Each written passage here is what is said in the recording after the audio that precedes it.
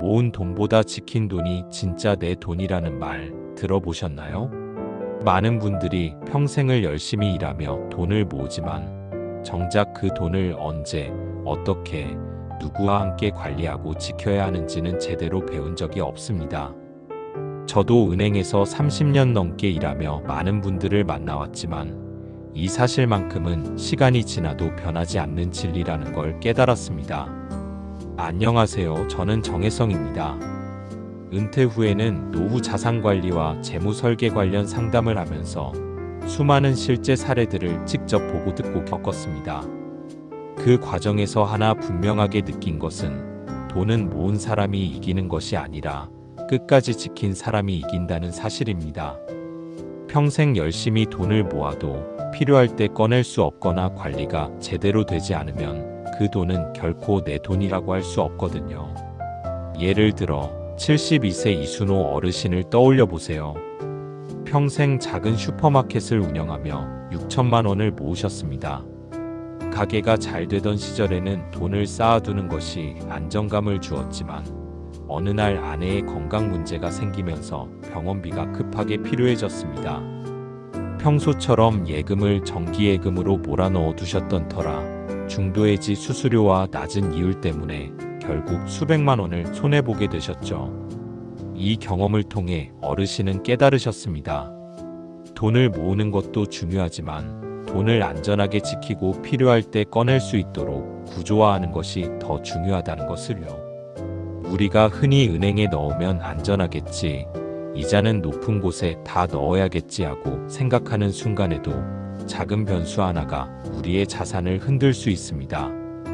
오늘부터 제가 들려드릴 이야기는 바로 이 돈을 지키는 지혜에 관한 이야기입니다. 여러분도 이야기 속 사례와 원칙을 따라오다 보면 자연스럽게 돈을 지키는 기준과 흔들리지 않는 내공을 갖게 되실 거예요. 먼저 기억해 두세요. 노후의 돈은 단순히 숫자를 관리하는 것이 아닙니다. 그것은 삶의 평온과 가족의 안정, 그리고 내 삶의 존엄을 지키는 일이기도 합니다. 그리고 그 시작점은 바로 돈을 목적과 용도에 맞게 나누고 필요할 때 꺼낼 수 있는 구조로 만드는 것에서 출발합니다. 자, 이제 돈을 지키는 방법에 대해 조금 더 구체적으로 이야기해 볼게요. 돈을 지키는 방법은 크게 두 가지로 나눌 수 있습니다. 하나는 보관 중심, 또 다른 하나는 운용 중심입니다. 보관 중심은 말 그대로 돈을 안전하게 그 자리에 두는 방법입니다.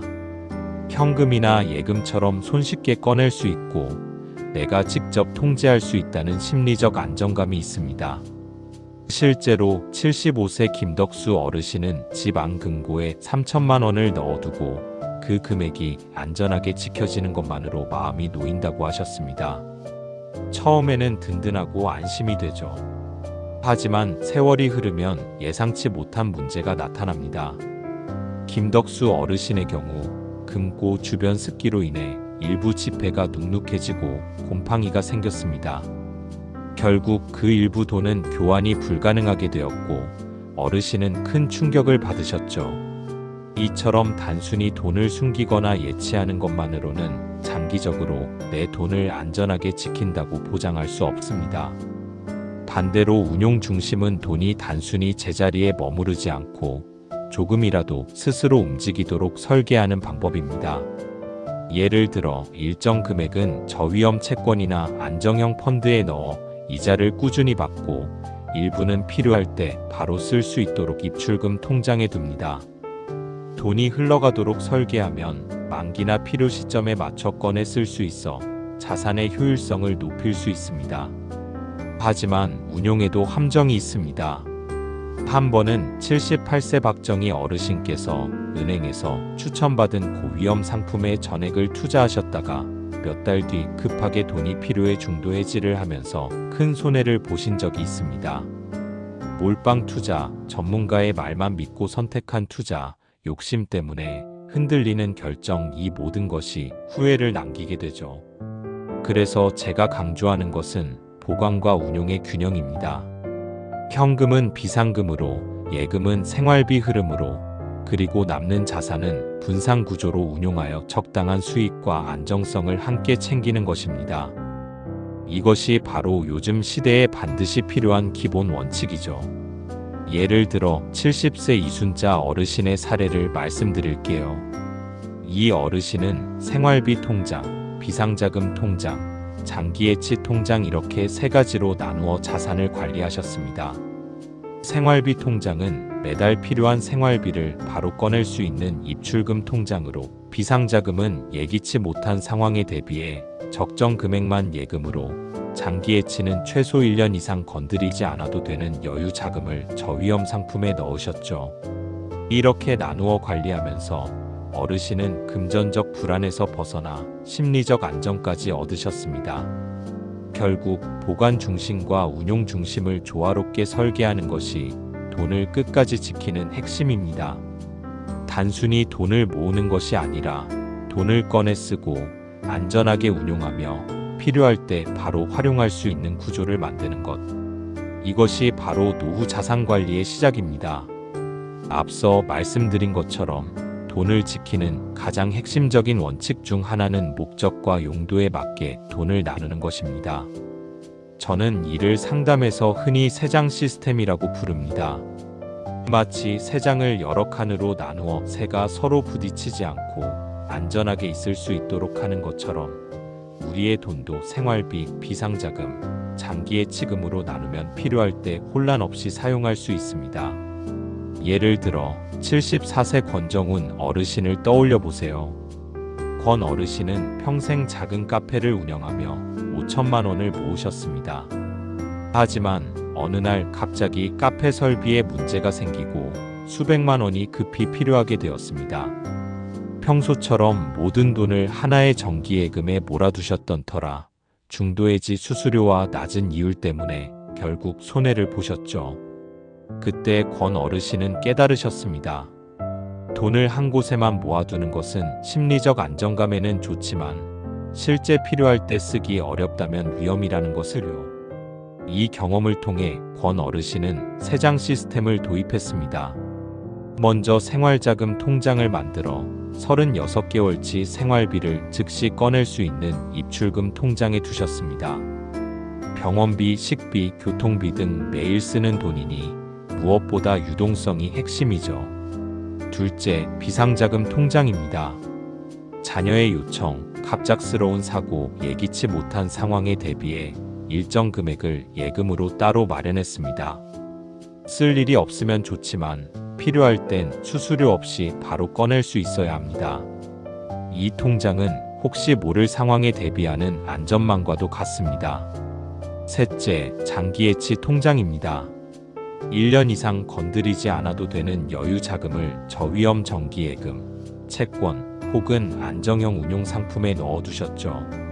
절대 급하게 쓸 일이 없어야 가능하며 그만큼 이자나 수익도 안정적으로 받을 수 있습니다. 이렇게 나누어 두면 예상치 못한 일이 생겨도 당황하지 않고 심리적으로도 여유가 생깁니다. 예를 들어 71세 박순자 어르신은 자녀 결혼 준비로 급히 돈이 필요했지만 세장 시스템 덕분에 생활비 통장과 비상자금 통장에서 필요한 금액만 꺼내 해결할 수 있었습니다. 장기예치 통장은 그대로 두면서 손해 없이 안정적으로 관리할 수 있었죠.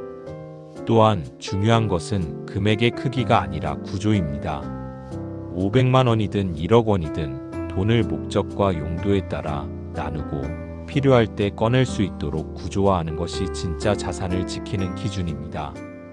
결국 돈을 잘 지키는 사람들의 공통점은 많이 버는 것이 아니라 구조를 먼저 만드는 사람이라는 것입니다. 세장 시스템을 도입하면 예상치 못한 일에도 흔들리지 않고 대응할 수 있습니다. 단순히 숫자를 관리하는 것이 아니라 내 삶의 리듬과 가족의 안정, 나아가 내 존엄까지 지키는 일이 바로 돈을 지키는 일인 셈이죠. 자, 이제는 조금 민감하지만 매우 중요한 이야기를 해보겠습니다. 바로 누구를 믿고 돈과 재산을 맡길 것인가에 관한 문제입니다. 우리는 흔히 가까운 사람, 가족, 친구, 이웃을 믿는 것이 당연하다고 생각하곤 합니다. 하지만 실제 상담을 하다 보면 가까운 사람 때문에 큰 어려움을 겪는 사례를 너무나 많이 보게 됩니다.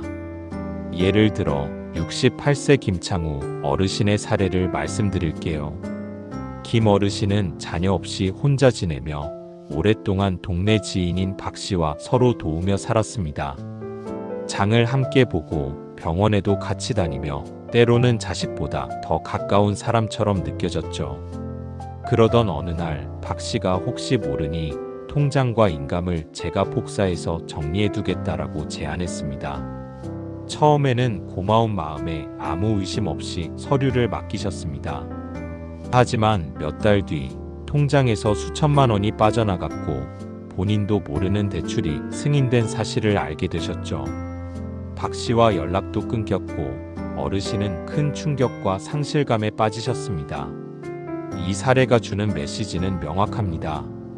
가까운 사람이라고 해서 무조건 믿어서는 안 됩니다. 돈과 관련된 일은 감정이 아니라 책임 구조를 중심으로 판단해야 합니다. 계좌 정보나 인감을 맡길 때는 반드시 이렇게 물어보셔야 합니다. 이 사람이 법적으로 책임질 수 있는 사람인가? 혹시 일이 잘못되었을 때 내가 대응할 방법이 있는가? 반대로 가족이나 친척에게 모든 것을 숨기고 혼자 관리하는 것도 위험합니다. 어떤 어르신은 통장과 비밀번호를 아무에게도 알려주지 않다가 갑작스럽게 쓰러진 후 병원비를 대출로 해결해야 했던 경우도 있습니다. 돈은 숨기는 것이 아니라 필요할 때 꺼내고 지킬 수 있도록 구조화하는 것이 중요합니다. 그리고 가까운 사람 못지않게 주의해야 할 곳이 바로 은행과 금융기관입니다. 우리는 은행에서 추천하는 상품이 나에게 맞는 상품이라고 믿기 쉽습니다. 하지만 실제로는 판매 목적에 맞춘 상품일 수 있습니다. 예를 들어 75세 이영숙 어르신은 수년간 모은 4천만 원을 안전하게 예금하려고 은행을 찾았습니다. 상담 직원이 요즘 어르신들 사이에서 인기 있고 조건도 좋은 상품입니다라고 추천하자 설명을 끝까지 듣지 않고 도장을 찍으셨죠. 그런데 그 상품은 고위험 펀드와 보험이 섞인 복합 금융 상품이었고 몇 달 뒤 필요할 때 해지하려니 원금 손실이 발생했습니다. 이 사례에서 배워야 할 점은 전문가의 말을 그대로 믿지 말고 반드시 검토해야 한다는 것입니다. 은행 직원, 보험 설계사, 증권사 직원 모두 전문가는 맞지만 동시에 판매 목적을 가지고 움직인다는 사실을 잊어서는 안 됩니다. 그래서 저는 상담 때 항상 이렇게 강조합니다. 설명이 너무 빠르면 더 천천히 생각하세요. 계약서는 반드시 가족과 함께 다시 읽으세요.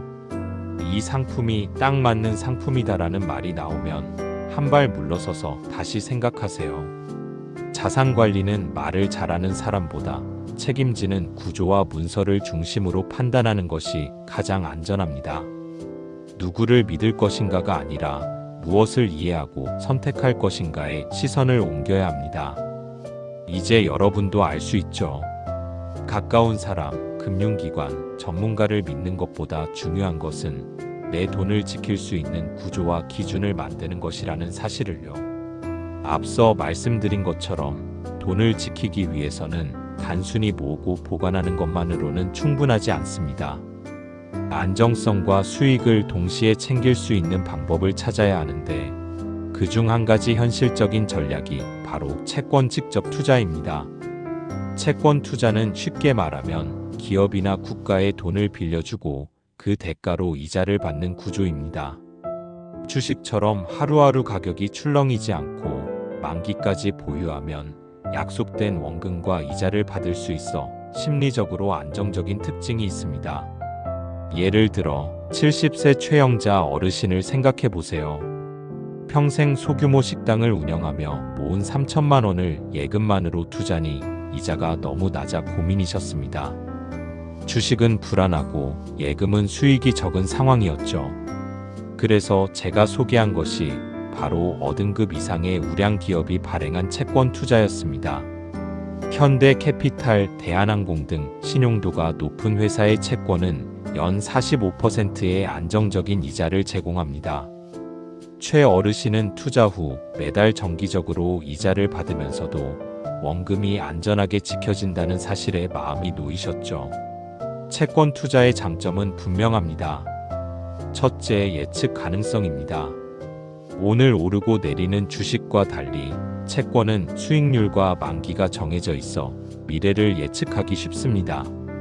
둘째, 은행 예금보다 높은 이자입니다. 같은 기간 맡겨도 예금보다 2배 이상의 수익을 올릴 수 있는 경우가 많습니다. 셋째, 심리적 안정입니다. 계좌를 매일 들여다보며 가격 변동에 스트레스를 받을 필요가 없습니다. 하지만 아무 채권이나 사도 되는 것은 아닙니다. 반드시 신용 등급 A 이상의 우량 기업인지 확인해야 하고 이자, 지급 구조와 만기 리스크를 이해해야 합니다. 요즘은 모바일 앱을 통해서도 손쉽게 채권을 검색하고 구매할 수 있으니 은행 직원에게만 의존하지 않고 스스로 판단하는 습관이 중요합니다. 또 한 가지 중요한 점은 투자는 이해를 바탕으로 해야 안전하다는 사실입니다. 주식이든 채권이든 가장 위험한 투자 방식은 모른 채 시작하는 것입니다. 많은 분들이 저에게 채권 투자는 어렵지 않나요? 라고 묻지만 이해만 한다면 위험은 오히려 적습니다. 예를 들어 73세 박정식 어르신은 채권 투자를 처음 시작하면서 몇 개의 기업 채권을 소액으로 나누어 투자했습니다. 결과는 안정적이었고 매달 들어오는 이자를 생활비 일부로 활용하면서도 원금은 안전하게 지켜졌습니다. 박 어르신은 이제야 마음 놓고 돈을 맡길 수 있겠구나 라고 말씀하시며 안도의 한숨을 쉬셨죠. 결국 채권 투자는 안정성과 수익을 동시에 챙기면서 심리적 부담을 줄일 수 있는 투자 방법입니다. 물론 투자 금액과 분산, 기업 신용 등급 확인은 필수이며 자신이 이해하고 결정해야 한다는 점을 항상 기억해야 합니다. 이제 조금 색다른 방법을 소개해 볼게요. 바로 달러 환차익 투자입니다. 많은 분들이 달러 투자는 부자들이나 하는 거 아니에요? 라고 말씀하시곤 하지만 실제로는 소액으로도 시작할 수 있고 위험도 낮으며 생활에도 바로 활용할 수 있는 전략입니다. 예를 들어 69세 박영희 어르신을 생각해 보겠습니다.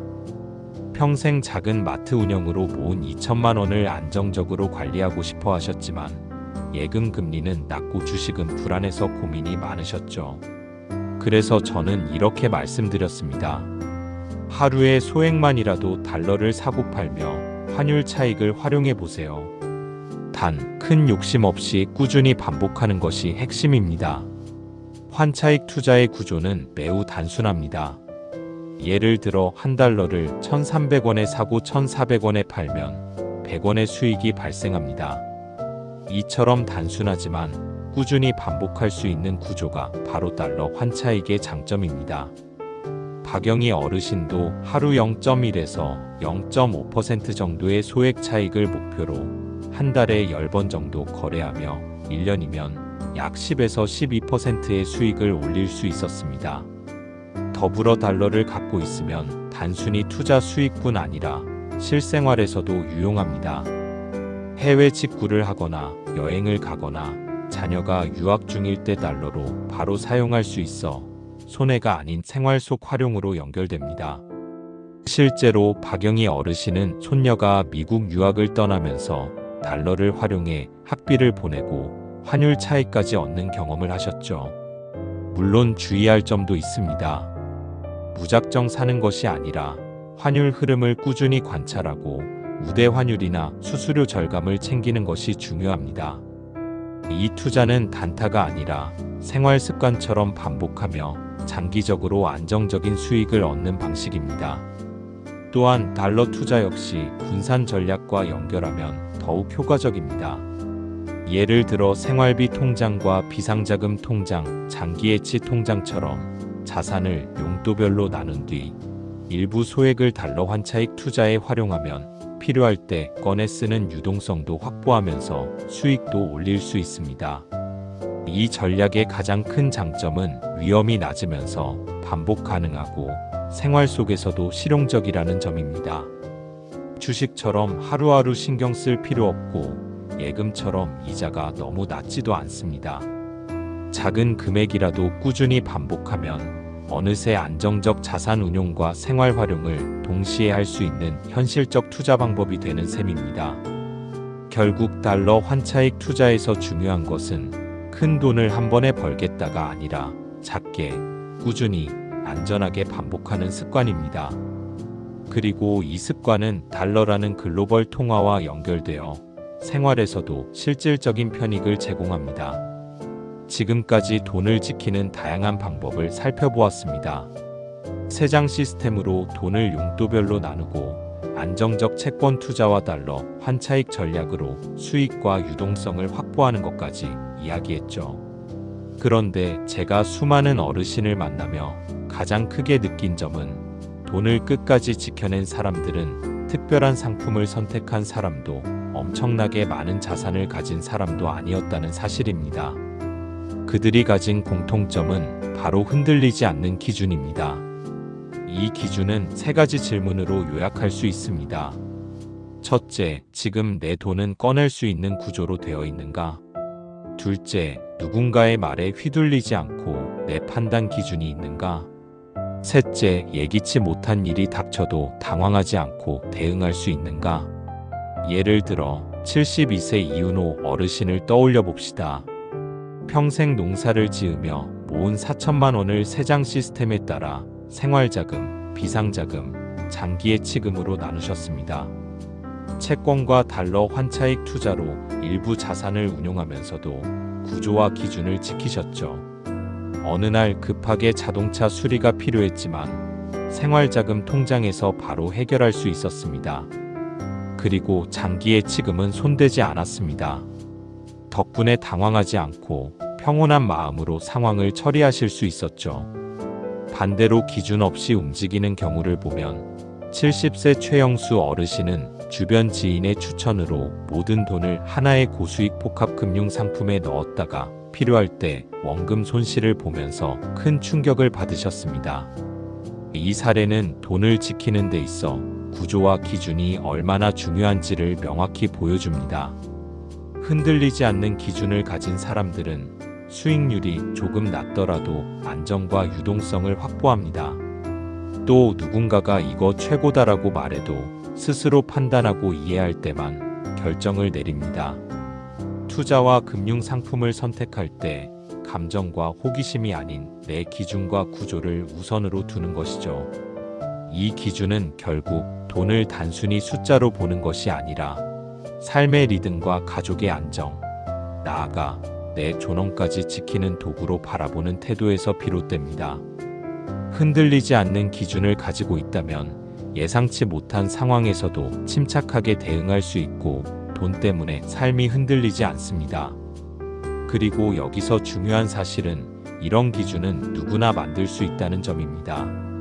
세장 시스템처럼 구조를 만들고 투자 방법을 이해하며 판단 기준을 정립하는 것. 단 한 번의 실천으로도 혹은 작은 습관만으로도 충분히 가능합니다. 결국 돈을 지키는 사람들은 많이 버는 사람이 아니라 끝까지 지킬 수 있는 구조와 기준을 가진 사람입니다.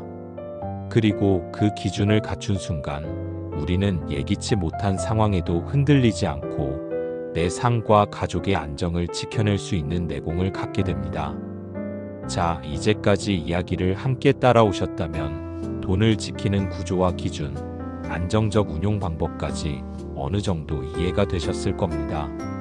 그런데 여기서 중요한 한 가지를 더 말씀드리고 싶습니다. 바로 이 지혜를 누군가와 나누는 것입니다. 돈을 지킨다는 것은 단순히 나 혼자 잘하는 것이 아닙니다. 그동안 제가 상담하며 만난 수많은 어르신들도 결국은 지혜를 나누고 함께 대비하는 사람들이 위기를 피하고 평온한 노후를 맞이했습니다. 예를 들어 71세 한정숙 어르신을 떠올려 볼게요. 평생 은행과 예금을 중심으로 자산을 관리해왔지만 한 번도 자녀에게 제대로 된 금융 지식이나 관리 방법을 알려주지 않으셨습니다. 그런데 어느 날 갑작스러운 병원비가 필요하게 되었고 자녀도 당황했습니다. 어르신은 그제서야 미리 알려주었어야 했는데 라며 안타까워하셨죠. 반대로 69세 김도연 어르신은 자신이 배운 돈 지키는 지혜를 자녀와 가족에게 차근차근 공유했습니다. 생활자금, 비상자금, 장기예치금 구조와 채권, 달러 투자 방법까지 설명하며 내가 무슨 일이 생기더라도 가족이 당황하지 않도록 준비하자라고 말씀하셨죠. 결과는 달랐습니다. 예기치 못한 상황이 생겼지만 가족과 어르신 모두 침착하게 대응할 수 있었고 큰 손해 없이 문제를 해결했습니다. 여기서 중요한 교훈이 있습니다. 지혜를 나누는 한 번의 행동이 수천만 원을 지키고 한 가정의 노후를 바꾸는 힘이 된다는 사실입니다. 우리가 경험과 정보를 혼자만 간직하면 위기 상황에서 그만큼 손해와 불안을 감수해야 하지만 나누면 함께 대비할 수 있고 심리적 부담도 줄일 수 있습니다. 그리고 잊지 말아야 할 점은 돈을 지킨다는 것은 단순히 숫자를 관리하는 일이 아닙니다. 그것은 내 삶의 리듬을 지키고 가족의 안정과 존엄을 지키는 일입니다. 세장 시스템을 만들고 안정성과 수익을 동시에 챙기는 투자 방법을 이해하고 흔들리지 않는 기준을 가진다면 우리는 후회 없는 노후를 준비할 수 있습니다. 마지막으로 제가 여러분께 전하고 싶은 말은 단순합니다. 모은 사람이 아니라 끝까지 지킨 사람이 현명한 사람입니다. 그리고 이제 그 지혜를 누군가와 함께 나누는 순간 내 삶과 가족 그리고 사랑하는 사람들의 삶까지 안전하게 지킬 수 있습니다. 지금부터라도 시작하세요.